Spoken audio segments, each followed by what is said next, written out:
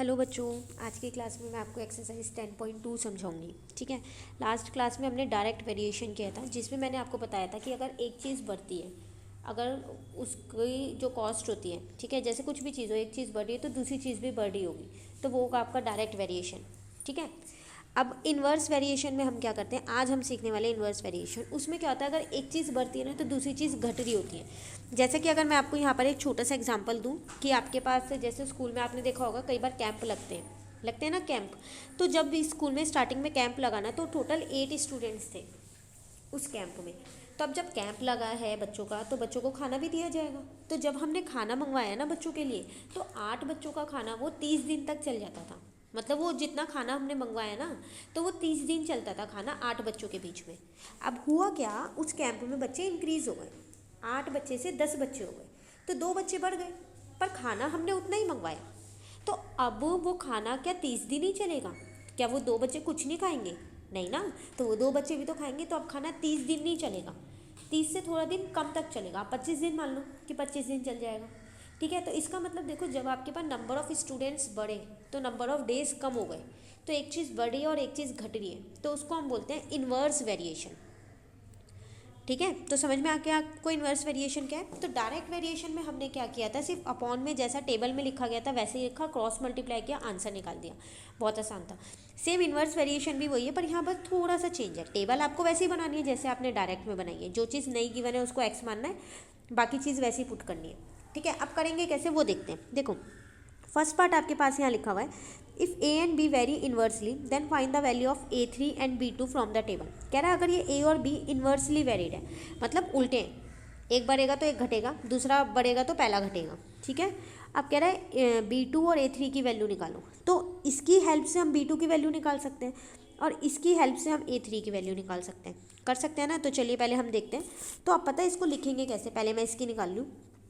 आपने डायरेक्ट में लिखा था ऐसे, 16/4 is equals to 32/B2, cross multiply करके B2 की वैल्यू निकाल दी थी, यही क्या था। लेकिन इन्वर्स में नहीं करोगे ऐसे, इन्वर्स में आप करोगे इसकी निकाल लें हम। अब आप 16 इंटू 4 करोगे, इसको इससे इंटू करोगे, is equals to 32 into B2। ठीक है ना। तो आपके पास एक इक्वेशन बन गई यहाँ पर, वो क्या बन गई, 16 into 4 is equals to 32 into B2, यही बन गई। बस अब B2 की वैल्यू निकाल लो, तो वो कैसे आएगी, 16 इंटू 4 अपॉन में 32। तो इसको इससे काटा 8, इसको इससे काटा 2, इसका मतलब 2 आ गई B2 की वैल्यू, तो यहाँ 2 रख दो। अब की बार में इसको करना, तो कैसे करोगे, 32 इंटू 2 करोगे, is equals to A3 into 0.5। ठीक है ना। तो इक्वेशन क्या बन गई आपके पास, 32 इंटू में 2 is equals to A3 into में 0.5। तो A3 की वैल्यू निकालनी है ना, 0.5 वहाँ मल्टीप्लाई का है, इधर ले आओ उसको, वो डिवाइड का हो जाएगा, सॉल्व करो आपका आंसर आ जाएगा। ठीक है ना। तो पता चल गया इन्वर्स में क्या करना है, मल्टीप्लाई करना है। ठीक है, क्रॉस मल्टीप्लाई नहीं है इसके अंदर। अब सेकंड वाला कह रहा है, it is given that x varies inversely with y, x और वाई इन्वर्सली वेरीड करते हैं। तो टेबल सेम बनेगी लेकिन तरीका अलग हो जाएगा। कह रहा है एक्स आपको 9 दे रखा है, तो वाई आपके पास कितना है, 21 है। अब x की वैल्यू निकालनी है, अगर y 7 है तो इसको x1 ले लेते हैं वैल्यू निकालने के लिए, क्योंकि यहाँ भी x है। तो क्या करूँ, 9 into 21 is equals to x1 into 7, यही होगा ना। 7 यहाँ मल्टीप्लाई का, इधर आके डिवाइड का, x1 की वैल्यू आ जाएगी फिर। ठीक है ना। तो बहुत आसान एक्सरसाइज है। थर्ड वाले में कह रहा है, बताओ state which of this have direct और इन्वर्स वेरिएशन। तो किस में डायरेक्ट और किस में इन्वर्स वेरिएशन है। तो जो बढ़ रहे हैं दोनों वो डायरेक्ट है, जो एक बढ़ रहा है घट रहा है वो इन्वर्स है। चलिए पहला देखते हैं। पहले में आपसे यहाँ पर कह रहा है कि ये 4 है, ये 32 है। अब देखो ये बढ़ गया, 4 से 8 हो गया, लेकिन ये घट गया, तो एक बढ़ रहा है एक घट रहा है, तो इसका मतलब ये इन्वर्स वेरिएशन है। ठीक है। बी पार्ट, ये 1 है, ये 3 हो गया, 1 से बढ़ गया, तो ये 3 से 9 हो गया।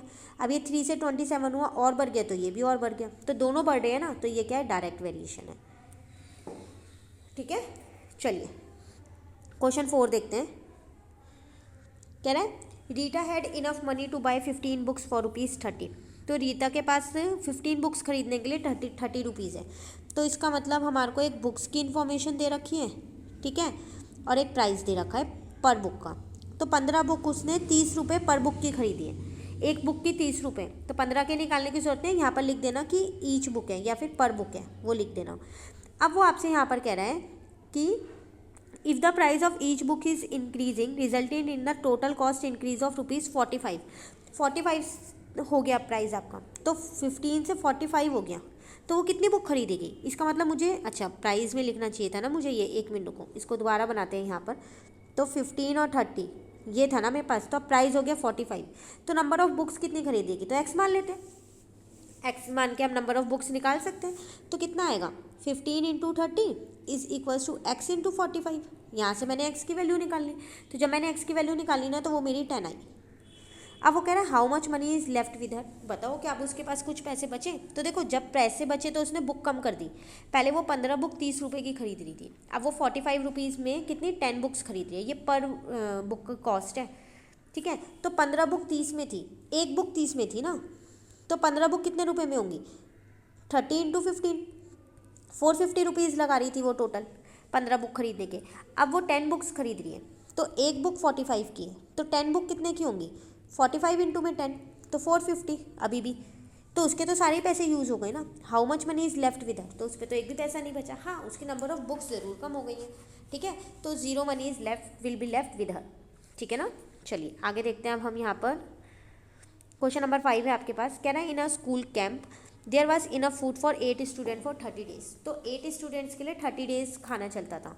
तो यहाँ पर हमारे को इन्फॉर्मेशन कैसे कैसे दे रखी है, नंबर ऑफ स्टूडेंट्स की दे रखी है, ठीक है, और डेज़ की दे रखी है। तो 8 बच्चों के लिए 30 दिन खाना चलता था। अब कह रहा है इफ़ 12 मोर स्टूडेंट्स, 12 बच्चे और आ गए, तो 8 तो पहले से ही हैं, 12 और आ गए, तो कितने हो गए? 20 बच्चे हो गए अब। तो बताओ ये खाना कितने दिन चलेगा? तो आप इसको एक्स मानो या वाई मानो, कुछ भी मानो, और सॉल्व कर दो, है ना, टेबल बन गई है। तो अब कैसे करोगे आप? 8 into 30 is equals to 20 into x. अब आपको पता है कि खाना ज़्यादा दिन नहीं चलेगा, थोड़ा कम दिन चलेगा, 30 से कम दिन चलेगा, तो आप यहाँ से एक्स की वैल्यू निकाल लो, ठीक है ना। तो ये था आपके पास क्वेश्चन नंबर 5, सब में रूल सेम ही है। अब बात आती है बाकी के क्वेश्चंस की। क्वेश्चन नंबर आपके पास 6, 7, 8, 9, तो 6 आपको होमवर्क में करना है, 7, 8, 9 में आपको नहीं करवाऊंगी, आप इन्हें कट कर दीजिएगा, ठीक है। तो इसी के साथ आपकी एक्सरसाइज कंप्लीट हो गई है। नेक्स्ट एक्सरसाइज नेक्स्ट क्लास में करेंगे। Thank you.